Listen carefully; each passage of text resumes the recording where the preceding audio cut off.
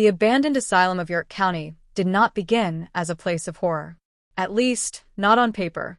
When county officials approved its construction in the early years of the 20th century, it was described as a symbol of progress. A modern medical institution designed to care for the mentally ill, relieve overcrowded city hospitals, and bring order to what society at the time considered chaos. But the first decision already revealed the truth. The asylum was not built near the town. It was placed miles away, beyond neighborhoods, beyond schools, beyond daily life. Surrounded by thick trees and empty land, the building sat in isolation. This distance was intentional. Mental illness was not something communities wanted visible. It was something to be removed, hidden, and forgotten. At the time, being mentally unwell could mean almost anything. Depression, anxiety, epilepsy, learning disabilities, alcoholism, trauma from war, women labeled as emotionally unstable, teenagers who refused authority, people who spoke too loudly, behaved strangely, or made others uncomfortable.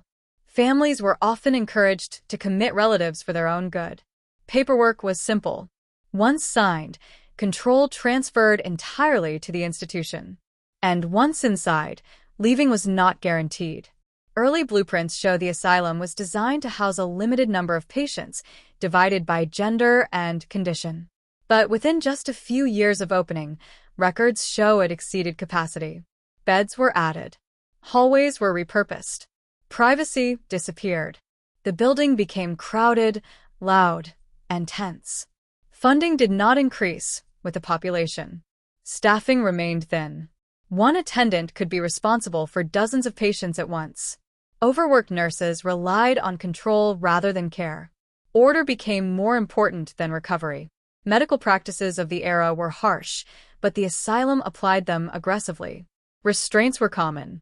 Patients were tied to beds or chairs for hours, sometimes days. Solitary confinement was used not as treatment, but punishment. Rooms meant for isolation became long-term holding cells.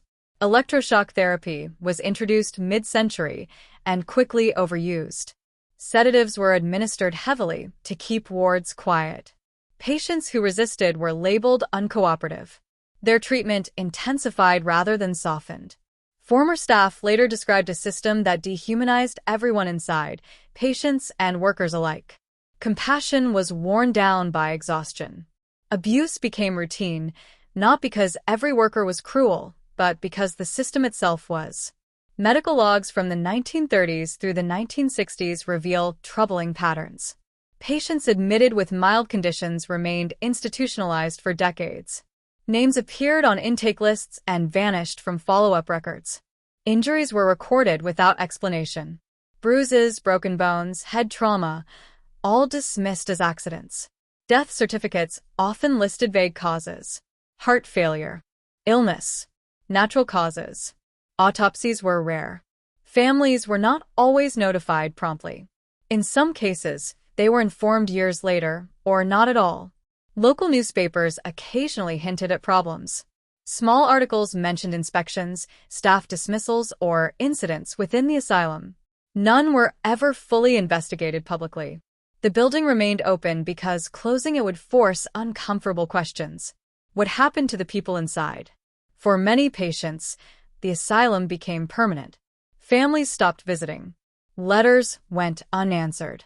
Identities faded. Patients became case numbers, not people. By the 1960s, attitudes toward mental health slowly began to change.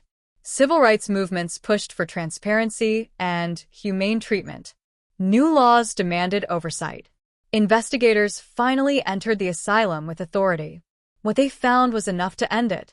Reports cited unsafe conditions, overcrowding, misuse of treatment, and neglect.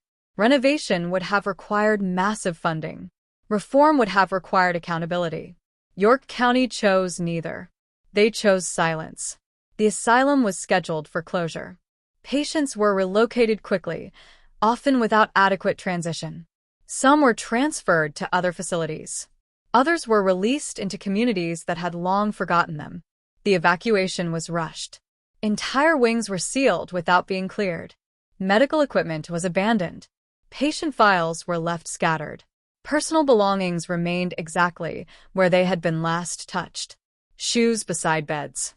Letters folded on tables. Photographs tucked into drawers. The doors were locked. The building was declared unsafe. And the asylum was abandoned. But abandonment does not erase history. It preserves it. When the asylum closed, York County inherited a problem. The structure was massive, aging, and expensive to demolish. For years, officials debated what to do. Demolition costs were extreme. Renovation seemed possible, at least in theory. On paper, the property had potential. Over the decades, multiple redevelopment proposals surfaced. Apartments, office spaces, a rehabilitation center, a mixed-use complex, even a historical preservation project. Each plan advanced just far enough to generate interest, and then quietly collapsed. Initial inspections revealed severe physical dangers. Asbestos lined walls and ceilings. Mold spread through ventilation systems. Water damage weakened floors. Electrical systems were obsolete and unsafe. Renovation estimates climbed rapidly. But physical decay wasn't the only issue. Security logs from the years following closure tell a strange story. Guards reported alarms triggering in sealed wings.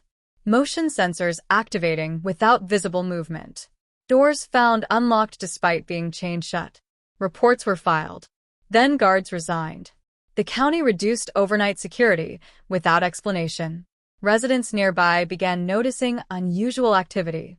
Lights flickering inside upper floors despite the building having no active power. Sounds at night, metallic banging, distant voices, footsteps echoing through empty corridors. Police responded to trespassing calls, but often found nothing. No signs of forced entry. No people inside. Urban explorers eventually broke in. Their accounts were consistent. Many described overwhelming dread the moment they entered. Sudden panic. Headaches. Nausea. The sensation of being watched.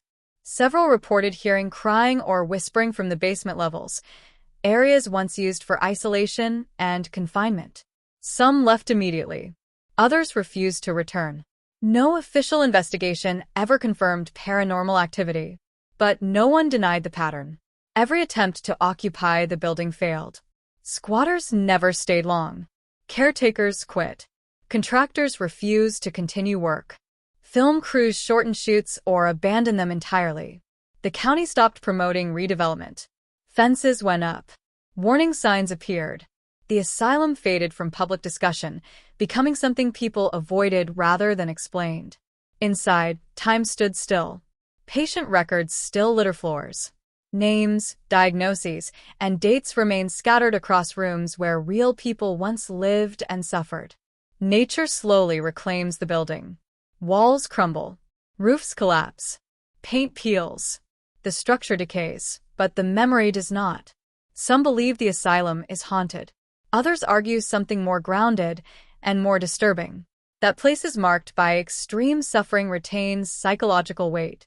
That trauma leaves impressions. That human neglect has consequences long after doors close. Maybe the asylum is unsafe because of mold, asbestos, and rot. Or maybe it is unsafe because it represents something no one wants to confront. A reminder of how easily people were erased. How quickly care became control. How silence replaced accountability. And that may be the real reason nobody lives in the abandoned asylum of York County. Not because they can't, but because some places carry histories so heavy, they refuse to be lived in again.